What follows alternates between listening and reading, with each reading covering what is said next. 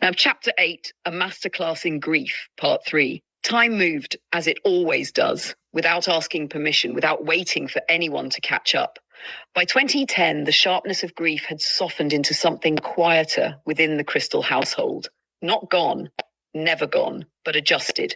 The house no longer felt frozen in mourning. People smiled again, not often, not easily, but sometimes. Life had demanded movement, and eventually everyone learned how to give it just enough. Laura's mother no longer cried every morning. There were still difficult days.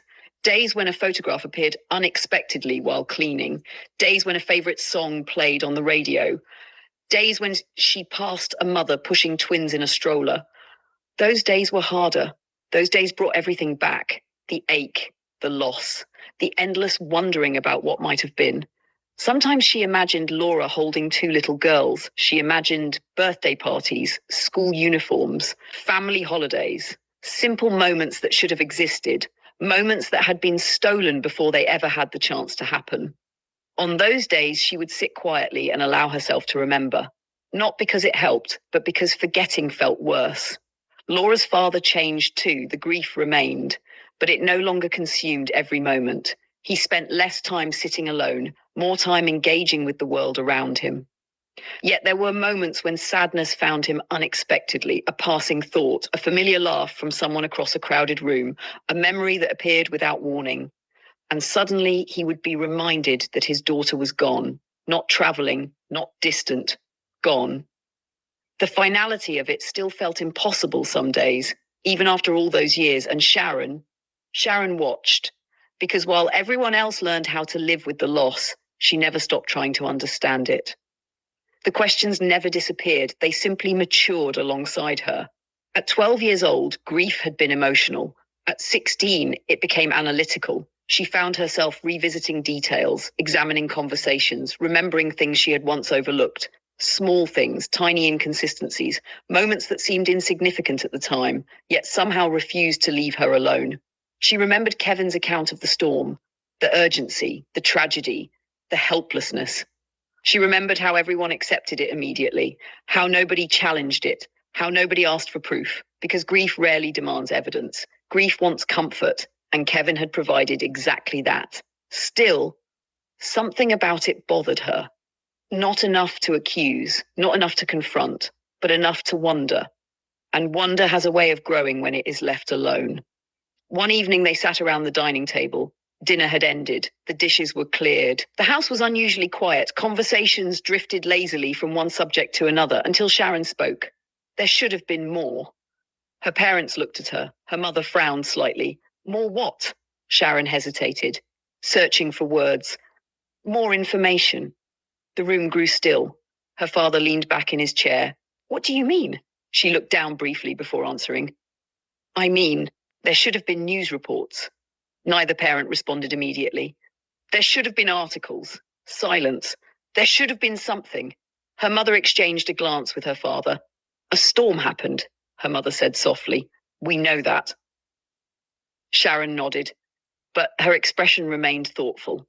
Do we? The question lingered, heavy, uncomfortable. Neither parent knew how to answer, because they had never truly questioned it, not deeply, not seriously.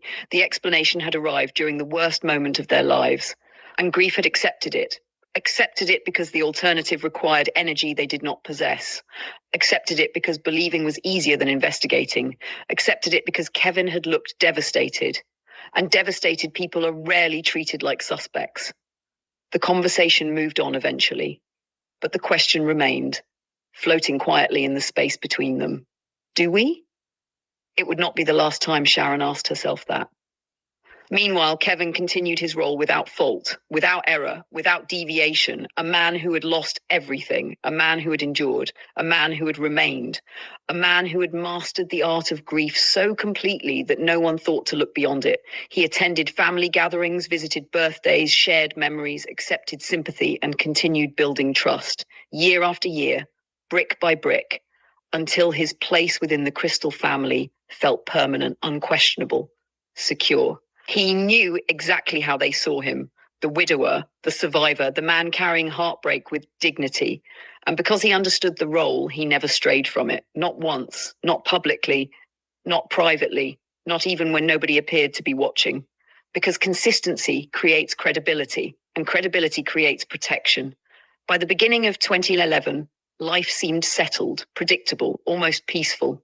The Crystal family still missed Laura, still loved her, still carried her absence. But they had learned how to function around it, how to breathe despite it, how to survive it. What none of them realized was that everything was about to change. Not dramatically, not all at once, but permanently.